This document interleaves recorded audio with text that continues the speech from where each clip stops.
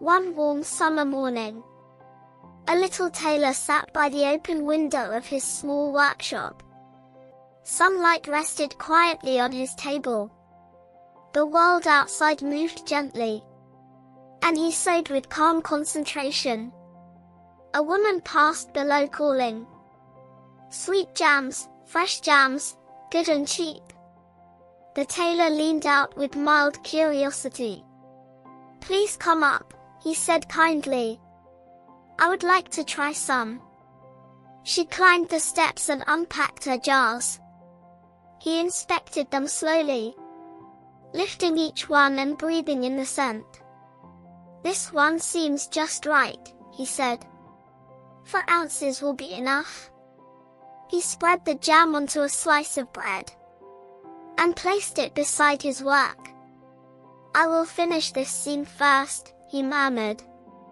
"Then I shall enjoy it properly."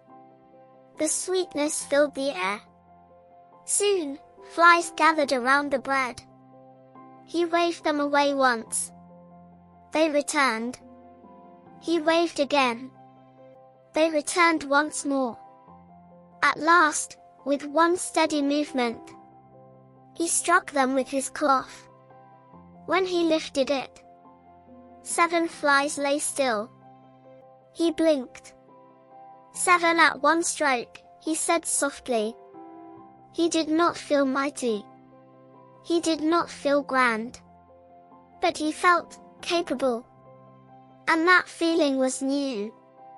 He stitched a simple belt and embroidered the words, 7 at one stroke. Not to boast, not to deceive, but to remember what even small hands might accomplish. He looked around his little workshop. For the first time, it felt smaller than before. Perhaps, he thought, it was time to see what lay beyond it. He packed only a small piece of cheese.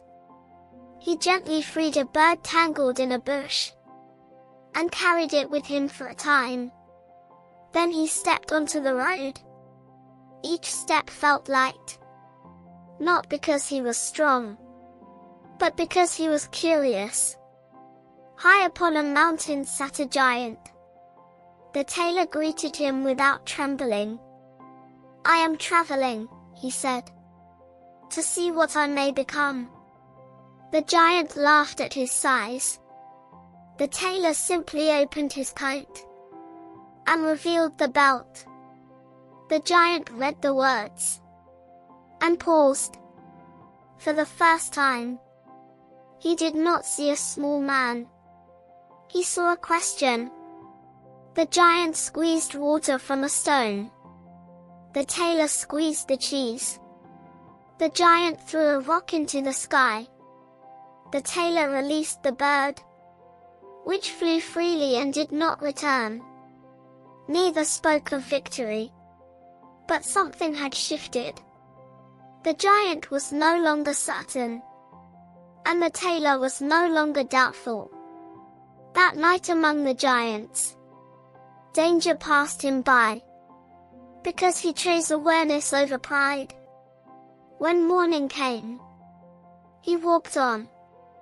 He did not look back. At a royal garden, he lay down beneath the open sky and rested. When people read the belt, they imagine stories larger than truth. The king offered him service. The tailor considered carefully. He had set out to test himself. This was simply another step.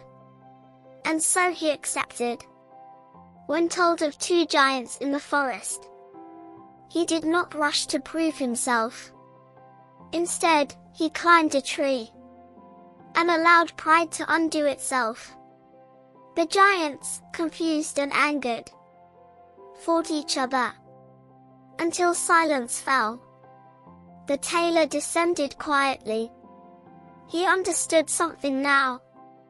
Force often defeats itself. When a unicorn charged, he stepped aside. When a wild bull raged, he redirected it. With each challenge, he learned the same lesson. Strength is not size. Courage is not noise. Victory is not destruction. It is steadiness. It is timing. It is clarity. At last, the king honored his word. The tailor married the princess and became king. Yet inside, he remained the same man who once sat by a window, sewing in sunlight.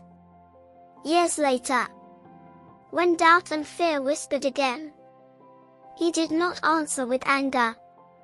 He answered with memory. I faced what stood before me, he said calmly, and I trusted my mind. Those who heard him understood at last. He had never been a warrior.